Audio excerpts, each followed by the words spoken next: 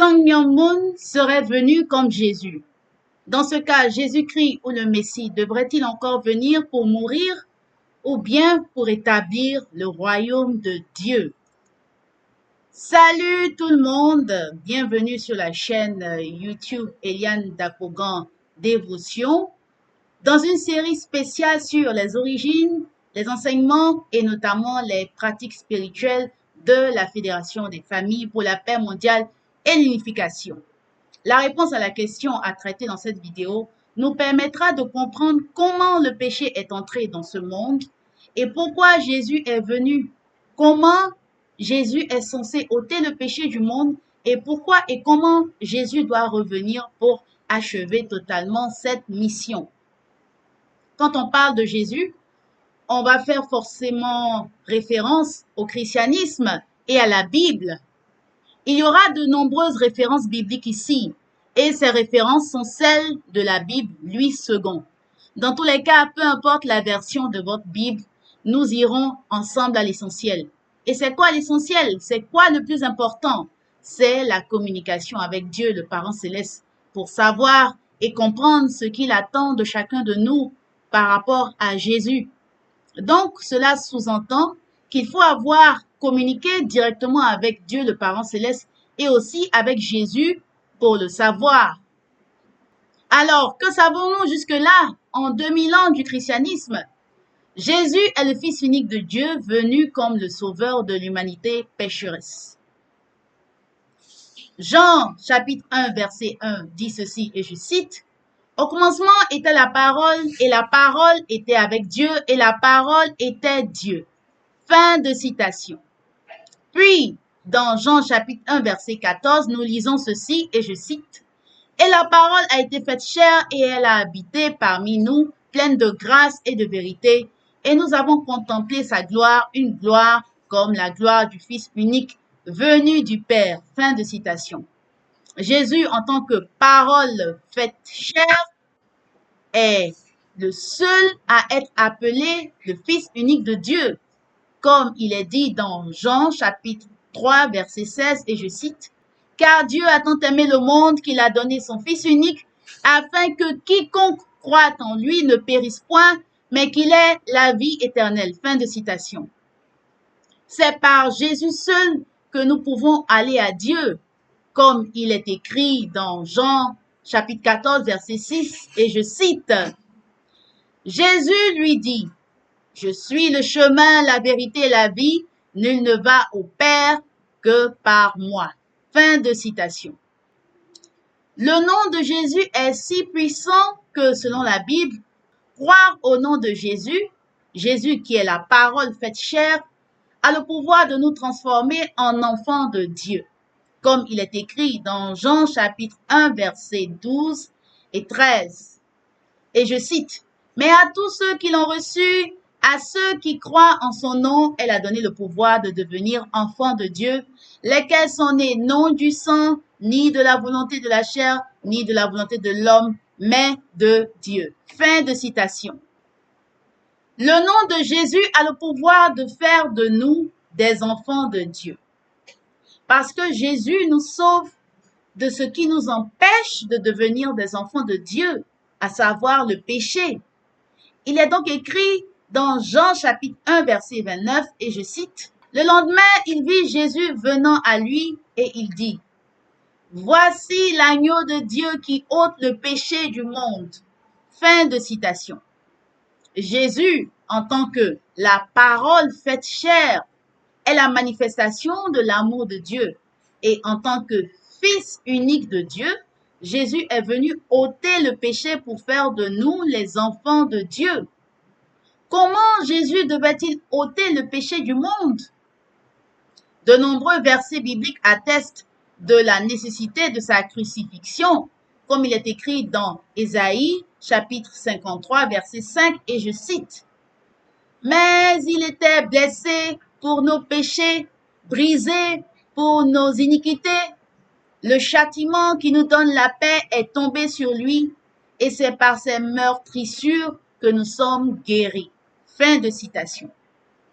Cependant, le révérend Sun Myung-moon, fondateur de la Fédération des familles pour la paix mondiale et l'unification, que nous appelons Vrai Père, venu comme le Seigneur du second avènement, à savoir le retour de Jésus, explique clairement que Jésus n'avait pas forcément besoin de mourir à la croix pour ôter le péché du monde. Des indices sur la compréhension de l'essence et de la mission de Jésus ont été donnés dans la Bible, mais beaucoup d'indices ont été donnés en paraboles et en symboles. Et il faut les clarifier avec la révélation.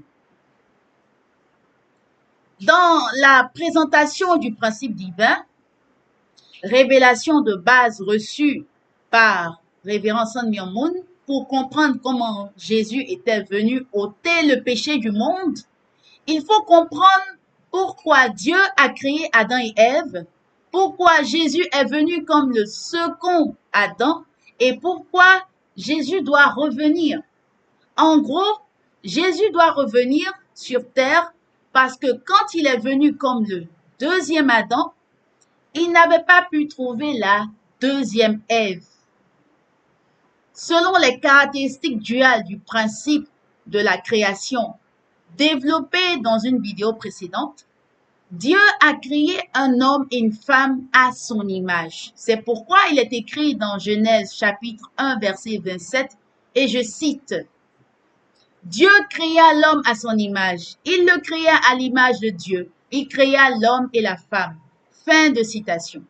Puis, Adam et Ève ont reçu 3 grandes bénédictions de Dieu dans Genèse chapitre 1 verset 28 et je cite: Dieu les bénit et Dieu leur dit: Soyez féconds, multipliez, remplissez la terre et l'assujettissez, et dominez sur les poissons de la mer, sur les oiseaux du ciel et sur tout animal qui se meut sur la terre. Fin de citation.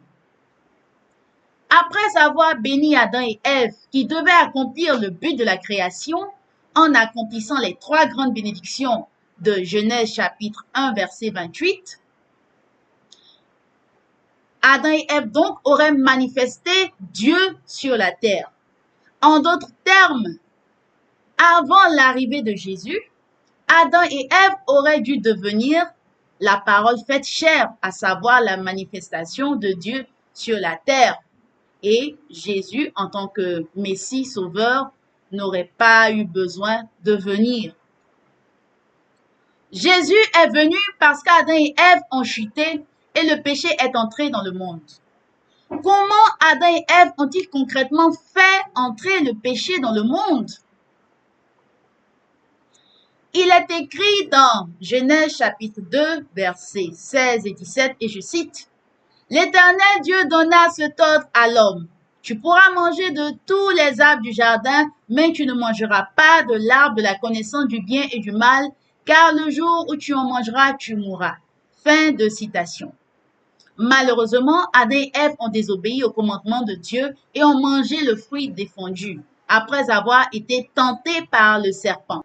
Donc, il est écrit dans Genèse chapitre 3, verset 6, et je cite: La femme vit que l'arbre était bon à manger et agréable à la vue, et qu'il était précieux pour ouvrir l'intelligence. Elle prit de son fruit et en mangea. Elle en donna aussi à son mari, qui était auprès d'elle, et il en mangea. Fin de citation. Adam et Ève ont tous les deux mangé le fruit défendu. Mais de quel fruit s'agit-il? Nous avons 2 indices assez révélateurs dans la Bible. Le premier indice est la nature du fruit qu'ils ont mangé. Genèse chapitre 3, verset 7 dit ceci, et je cite: Les yeux de l'un et de l'autre s'ouvrirent, et ils connurent qu'ils étaient nus, et ayant cousu des feuilles de figuier, ils s'en firent des ceintures. Fin de citation. Le deuxième indice est la nature du serpent. Il y a d'une part le passage de 2 Pierre chapitre 2 verset 4, et je cite: Car si Dieu n'a pas épargné les anges qui ont péché, mais s'il les a précipités dans les abîmes de ténèbres et les réserve pour le jugement. Fin de citation. D'autre part, nous lisons dans Jude 6 et 7, et je cite, qu'il a réservé pour le jugement du grand jour, enchaîné éternellement par les ténèbres les anges qui n'ont pas gardé leur dignité, mais qui ont abandonné leur propre demeure.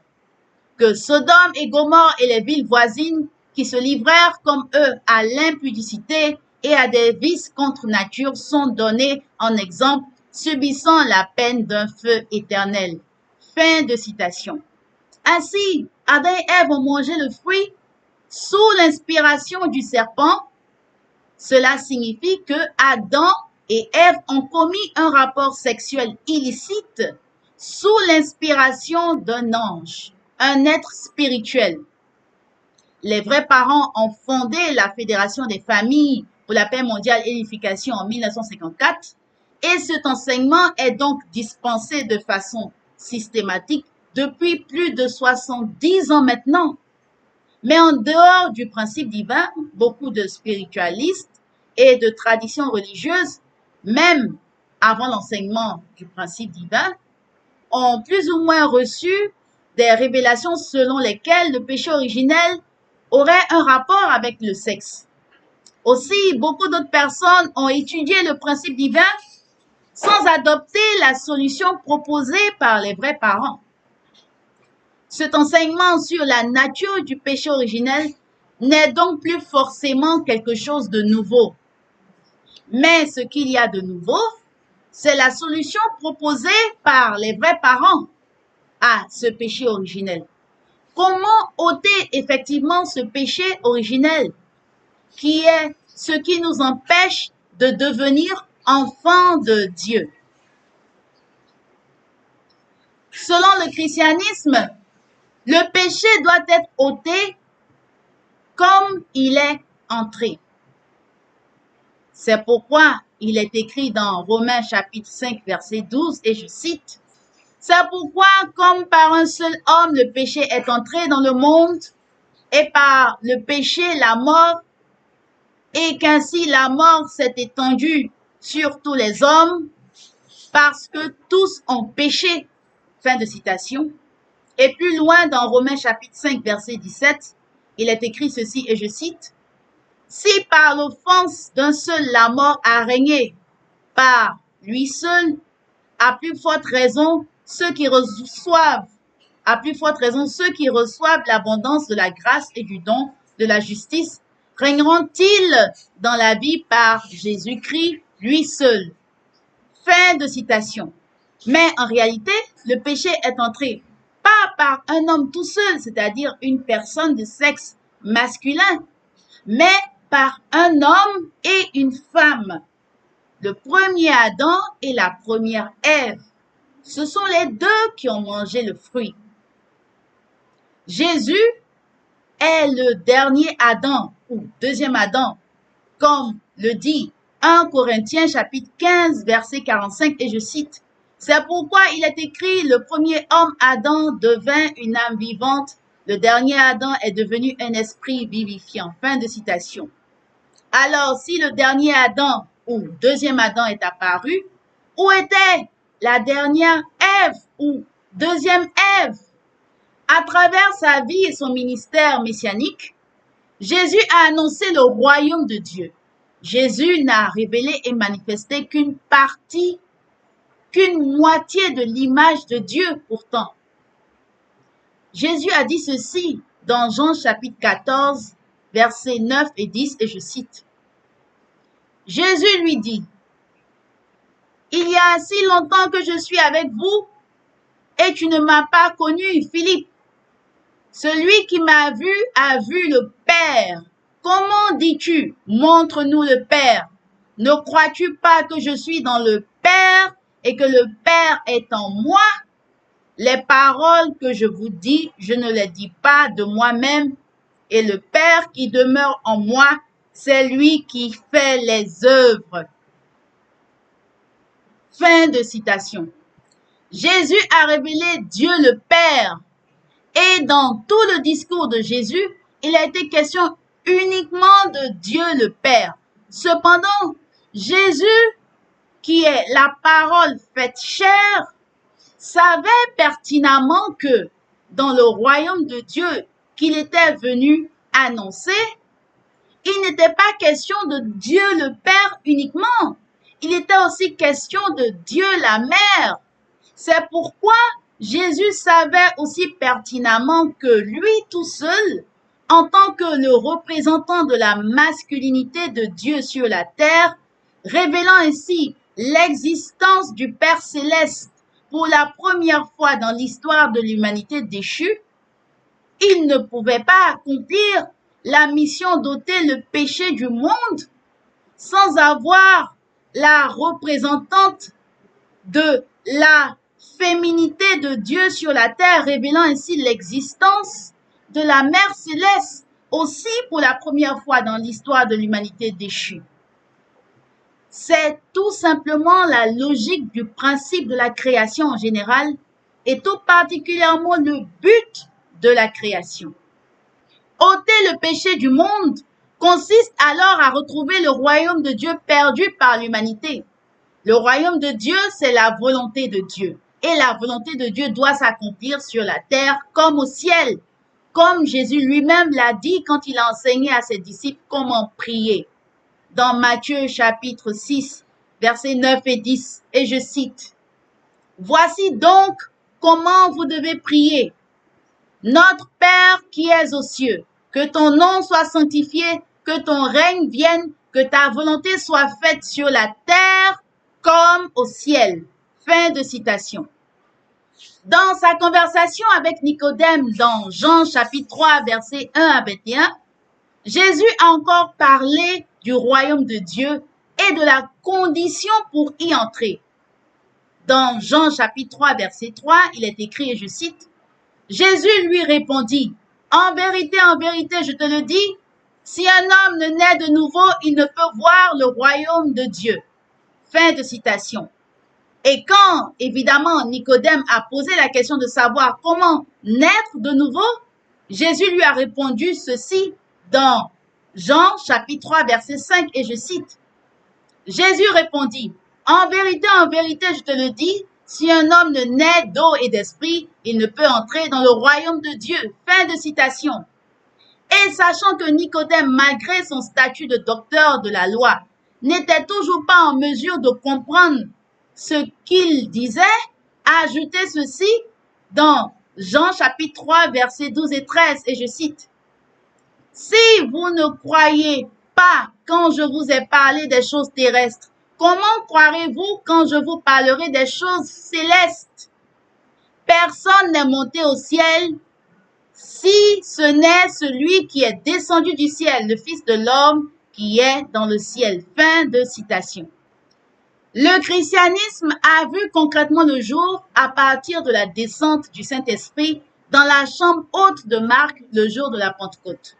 Puis, entre les questions de traduction et d'interprétation de la Bible, les chrétiens ont attendu Jésus, dont la date du retour a été annoncée dans Apocalypse chapitre 22, verset 12, et je cite, « Voici, je viens bientôt, et ma rétribution est avec moi, pour rendre à chacun selon ce qu'est son œuvre. » Fin de citation. En attendant donc le retour de Jésus qui revient bientôt, près de 2000 ans après sa venue sur la terre, puis sa mort et sa résurrection, Jésus est apparu au jeune Sun Myung-moon. Voici comment révérend Sun Myung-moon a résumé sa première rencontre avec Jésus dans son autobiographie « Ma vie au service de la paix » à la page 66, et je cite, « Ce fut la nuit qui précéda Pâques 1935, l'année de mes 16 ans. J'étais sur le mont Myodu, priant toute la nuit et implorant Dieu de me répondre. Pourquoi tant de souffrance et de désespoir dans le monde qu'il avait créé? Pourquoi le Dieu omniscient et omnipotent laisse-t-il le monde dans un tel état? Que devais-je faire pour mon pays et sa situation si tragique? » Je fondis en larmes en répétant ces questions sans répit. À l'aube du matin de Pâques, alors que j'avais passé toute la nuit en prière, Jésus m'apparut. Ce fut en un éclair, comme une rafale de vent et il me dit, Dieu est profondément affligé par la souffrance humaine. Tu dois accepter une mission spéciale sur la terre liée à sa providence. Ce jour-là, je vis clairement le visage accablé de Jésus. J'entendis distinctement sa voix. À la suite de cette manifestation de Jésus, mon corps fut pris de spasmes violents, tel le feuillage d'un tremble secoué par un fort coup de vent. J'étais tout à la fois pétrifié d'une peur à en mourir et pénétré d'une gratitude à en exploser. Jésus exprima clairement la tâche que je devais accomplir. Ses paroles étaient extraordinaires. Il parlait de sauver l'humanité de la souffrance et d'apporter de la joie à Dieu. Fin de citation. Les vrais parents ont expliqué le but du retour de Jésus, tel que mentionné dans Apocalypse chapitre 19, versets 7 à 9, et je cite. « Réjouissons-nous et soyons dans l'allégresse et donnons-lui gloire, car les noces de l'agneau sont venues et son épouse s'est préparée, et il lui a été donné de se revêtir d'un fin lin éclatant pur, car le fin lin, ce sont les œuvres justes des saints. Et l'ange me dit, écris, heureux ceux qui sont appelés au festin des noces de l'agneau. Et il me dit, ces paroles sont les véritables paroles de Dieu. Fin de citation. Jésus revient pour célébrer les noces de l'agneau, c'est-à-dire rencontrer son épouse. L'épouse de Jésus est une femme avec laquelle ils formeront tous les deux le couple des vrais parents, le vrai père et la vraie mère, accomplissant ainsi le but de la création. Car il faut un père et une mère pour donner naissance à des enfants sur la terre. Donc, physiquement, et ôter le péché du monde physiquement et non spirituellement uniquement, car le salut spirituel est limité. Ce sont les noces de l'agneau, le mariage du couple du Messie à son second avènement, qui accomplissent ainsi le but de la création du parent céleste resté inaccompli depuis la chute d'Adam et Ève et depuis la crucifixion de Jésus. Sangnyong-mun serait venu comme Jésus. Dans ce cas, Jésus-Christ ou le Messie devrait-il encore venir pour mourir ou bien pour établir le royaume de Dieu? Le Messie devrait revenir pour épouser la fille unique de Dieu et établir avec elle le royaume de Dieu. Et c'est ce que les vrais parents ont commencé à établir depuis 1960 à travers la cérémonie de bénédiction en mariage saint. C'est pourquoi les vrais parents, Révérend Sangnyong-mun et son épouse Dr Hak Ja-han, ont fondé la Fédération des familles pour la paix mondiale et l'unification, en raison du caractère déterminant du couple et de la famille pour créer la paix et l'unité de tous les peuples du monde entier et créer ainsi le royaume de Dieu sur la terre. C'est à travers ce développement dans la prochaine vidéo que nous répondrons à une autre question posée qui est la suivante, et je cite. Et quelle est exactement la mission que les vrais parents ont accomplie? Car Jésus lui-même a déclaré à la croix, Père, tout est accompli. Merci d'avoir suivi cette vidéo et à la prochaine. Que Dieu vous bénisse. Au revoir.